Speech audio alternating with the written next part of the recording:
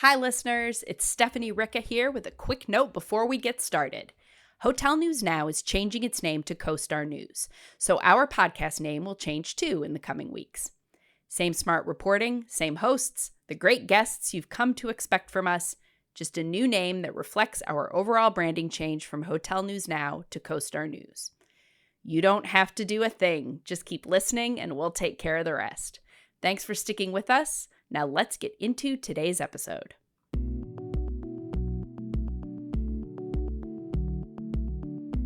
Hi, everybody. Sean McCracken, news editor here with Alan Benjamin, President Benjamin West. Alan, how you doing today? Excellent. Hi, Sean. How are you? Alan, I'm good. I'm checking in with you because it's been over a year since you've been on this podcast, and obviously the world of procurement, supply chain in general continues to kind of draw headlines, be something that's constantly shifting and changing. So I guess I want to start by asking you, how would you describe the general state of that whole part of our universe? I think your words of constantly changing is a good way to start. Obviously, with all the, looking back, we went through COVID and supply chain issues and various factory closures around the world. And, even back then, people would lump in China and Vietnam together and say, oh, factories are closed in Asia. And the truth was during COVID, 90% of the factories in China were open when they were closed in Vietnam. And 3 months later, the opposite was in effect due to different policies. So that kind of got sorted out. Container rates went way up, went way back down. They're kind of 2x, I'd say, to 2.5x of what they were before COVID happened. So still far below the peaks of people talking about $25,000 and $30,000 containers, but still a lot more than they were, 2019 range. And of course, Liberation Day, my phone was literally blowing up from every customer. Imagine you're a firm like ours that's doing 200 plus projects at a time, and every client wants their project repriced within 48 hours so they can tell their lender, their boss, whatever, hey, this is what it's going to cost now. And then, of course, you wait 2 days and it changed, and you wait another 2 days and it changed. So the constant change is a good theme, and it's difficult. Anything that's not, even when we thought, if we perceive that we don't know things, that level of uncertainty can cause some hesitation on both transactions and moving forward with CapEx, and even more moving forward with new build projects. Just because of the timing of the last time we had you on to discuss this, I have on my list of questions here to ask you about, kind of compare what it's like today versus a year ago, last time we talked about it. But I'm guessing that you might be able to give a one-word answer for that, right? Well, we got to keep it PG-13, so I won't give my one-word answer. Well, that might not be the word I was thinking of, but what was the word you were thinking of? Oh, well, so I guess if you compare 2024 to 25, I guess the word I was thinking of might have been Trump, right? Oh, yeah. I mean, obviously that and the tariffs and overall trade has been a huge thing. And again, it's still a moving target. And, we're now all looking toward August 1st and what's going to change then.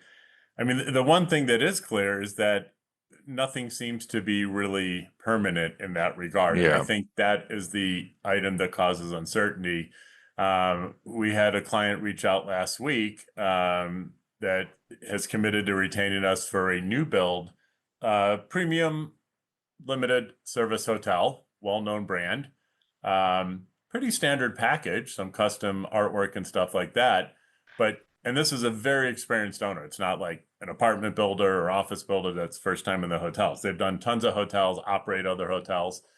And they said they wanted to hire us and pay us the fee to do it. Instead of just having an estimate of similar ones we've done, they actually wanted their specific package priced out.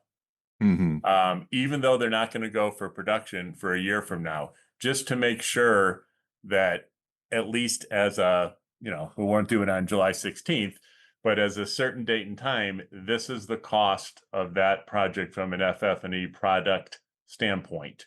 Yeah. so that they could have more surety in their boardroom and or their lender, and then put different contingencies on it from there. So that's one thing that's changed. I mean, we do so many projects, especially if they're major branded hotels. And if it's a resort location, you're going to add 10-15%. If it's a really rural location where they're the best hotel for 50 miles in the area, you might take off 10% or something like that.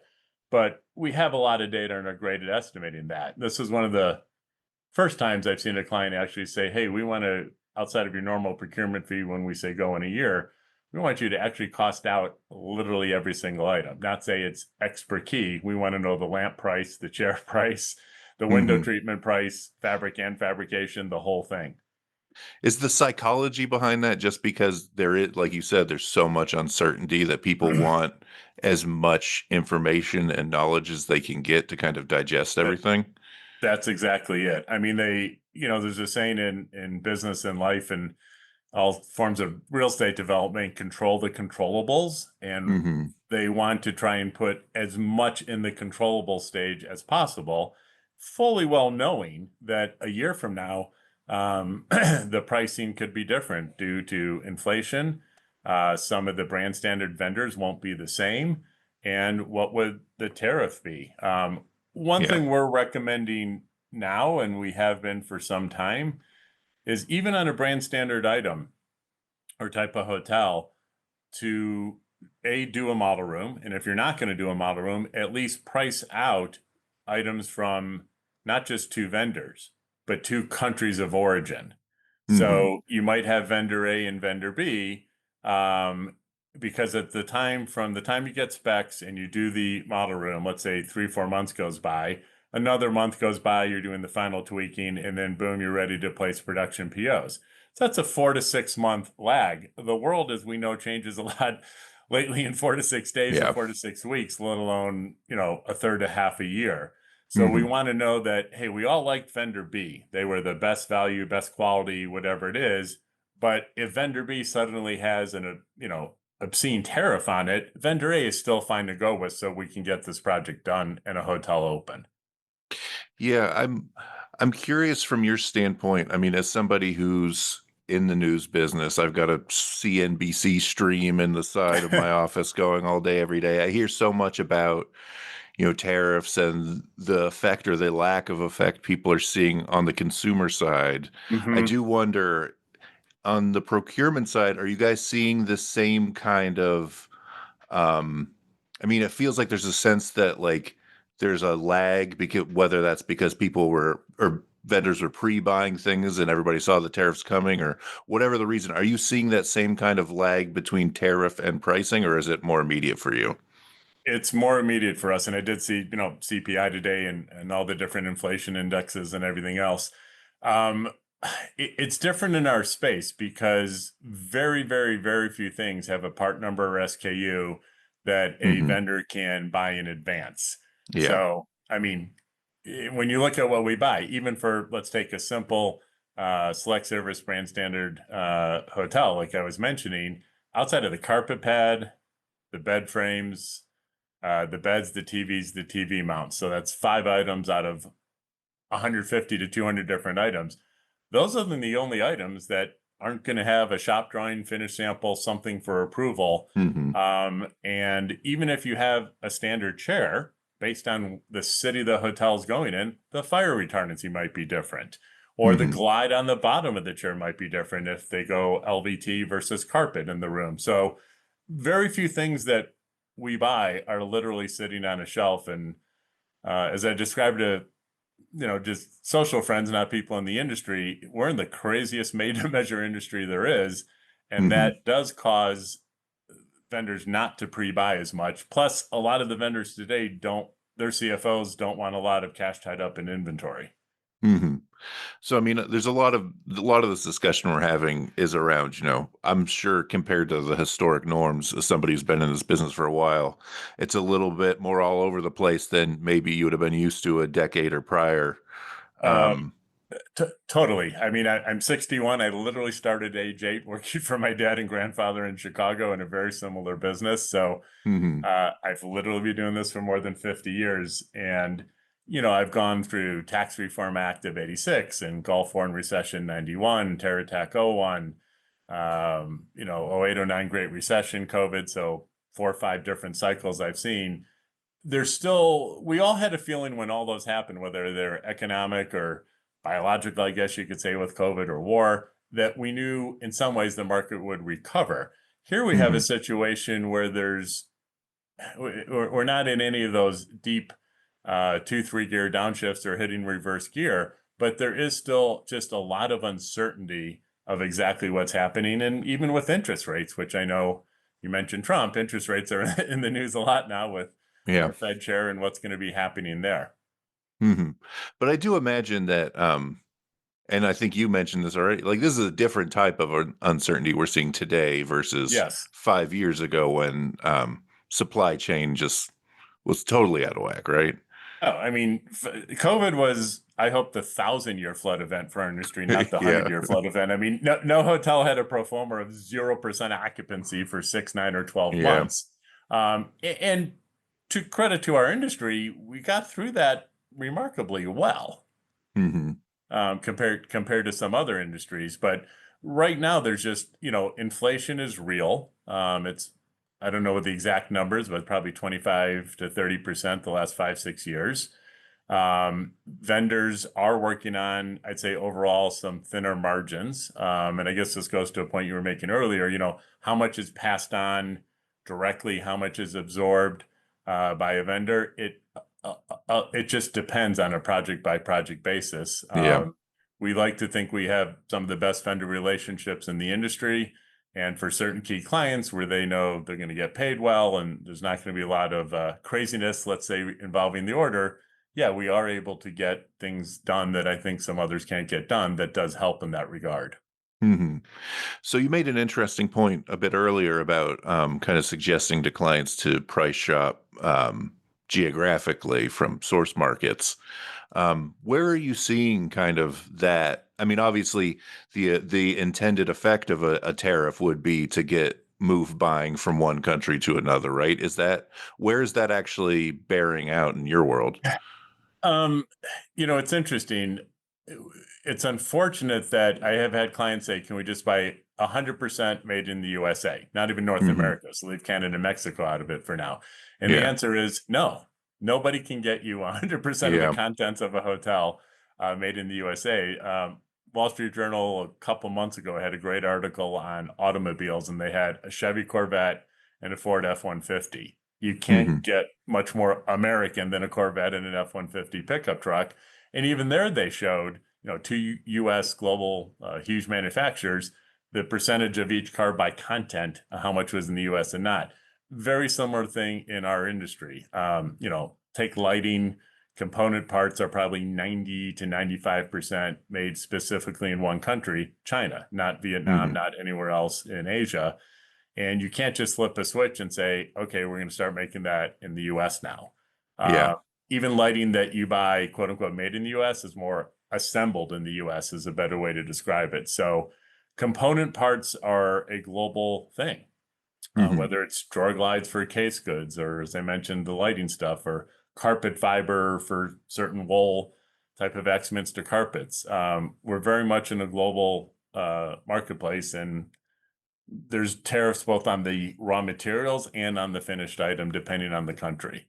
But Hmm. overall, people are, and since the Trump tariffs of 2018, have been trying to do less in China. Hmm. As you know, there's a lot of stories now about items coming from countries other than China that are 90+% made in China. And there's some Hmm. cracking down going on that too. Hmm. So, in terms of, specific products or product types, like things that you work on procuring, like what drives you most up the wall right now, and what might be a bit easier to come by? Hmm.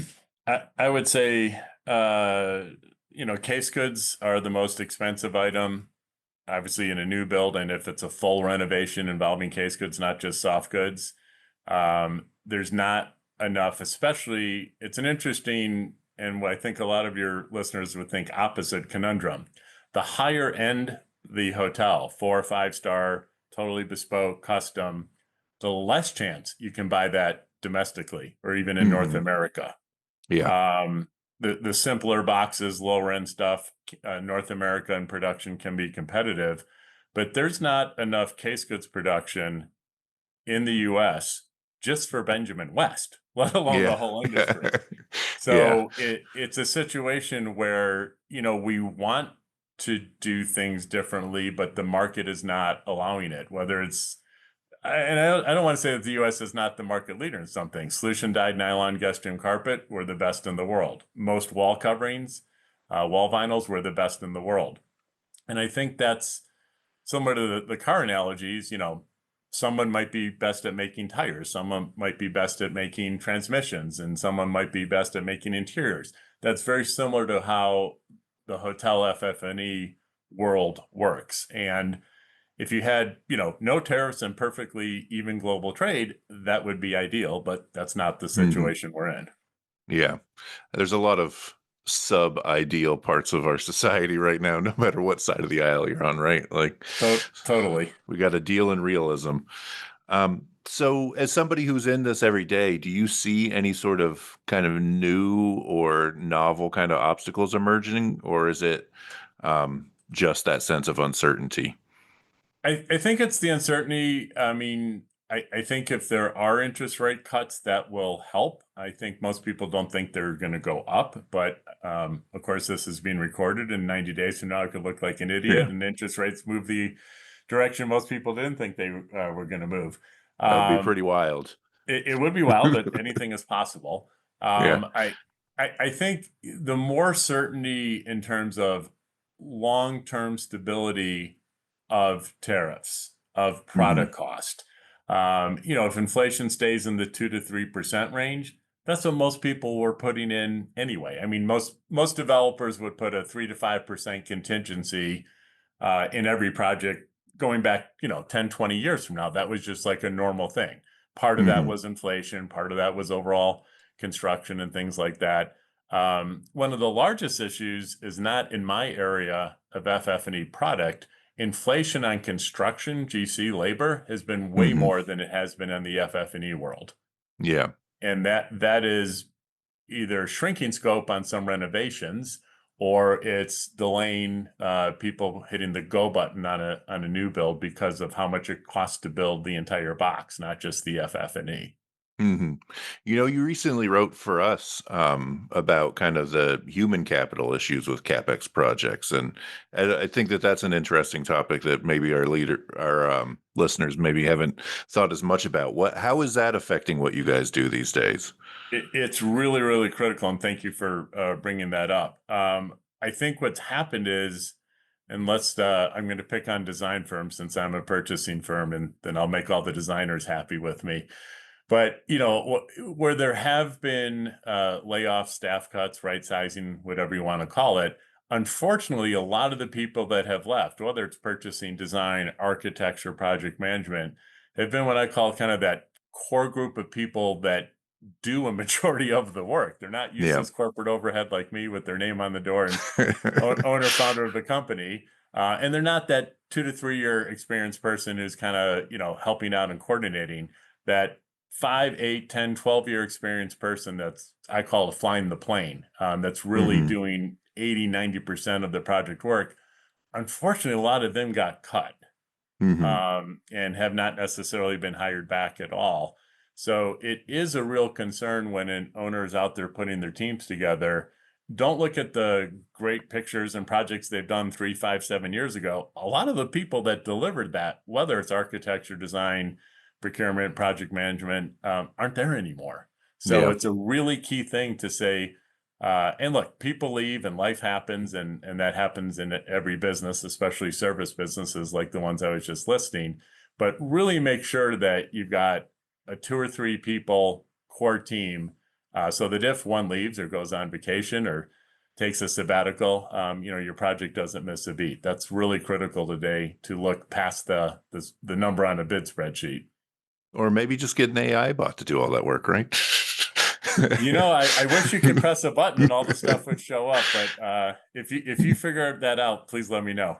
If I figure that out, I won't let anybody know because I'm also at a Exactly. job that's threatened by content generation. So if we have this conversation again a year from now, what do you think the topic du jour will be? Oh, well, I hope it's how stable pricing's been, interest Yeah. rates are lower, supply chain issues. Remember when we used to talk about that in our industry and everything else?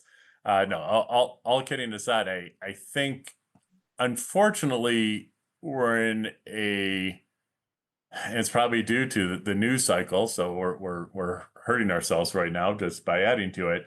But everyone tends to overreact and underreact, excuse me, overreact to news, both positive and negative. Yeah. And I think that that causes the changing and the instability that we're talking about.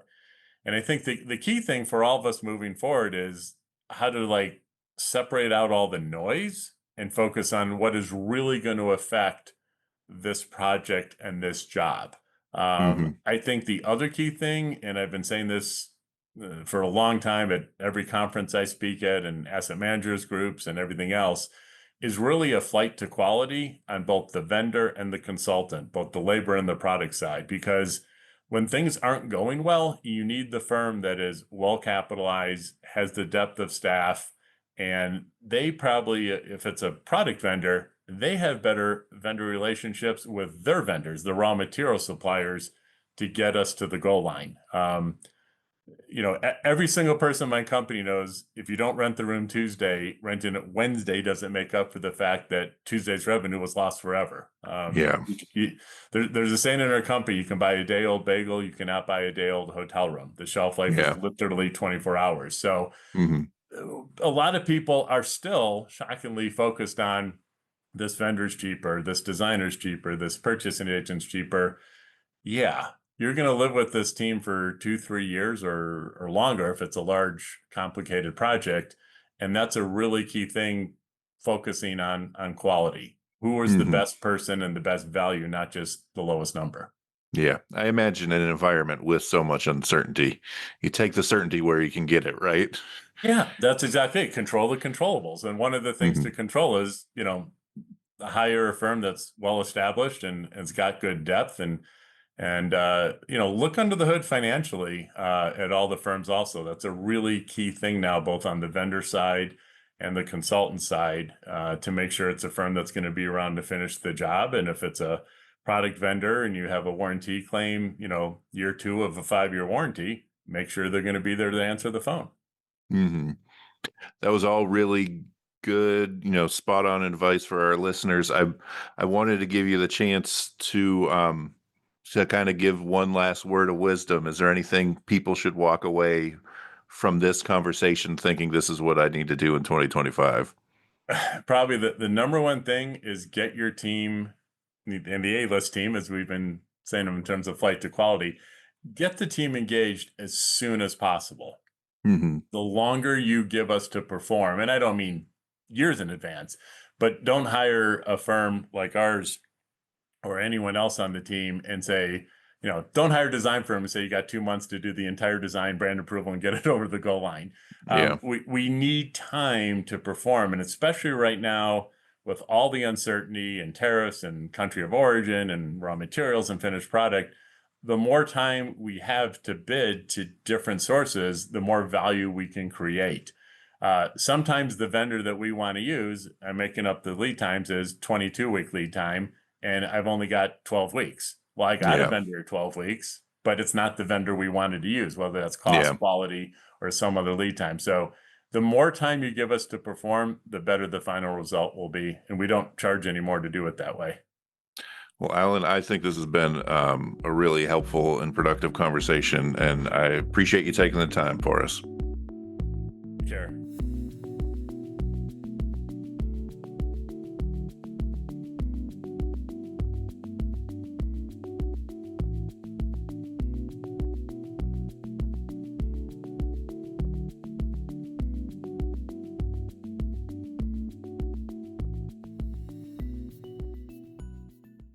Hi, I'm Davon Reed. I'm Omari Head. And I'm Chris Henry. We're the hosts of the Next Gen and Lodging podcast. It's a monthly show in which we interview a new generation of hoteliers to get their insights into a variety of disciplines and topics, from finance to food and beverage and hotel operations. Listen to us on Spotify, Google, Apple Podcasts, or wherever you get your podcasts. Thanks for listening. This episode is recorded on July 16th, 2025 and edited by me, Sean McCracken. Visit costar.com/hotel news to get the latest hotel industry news every day.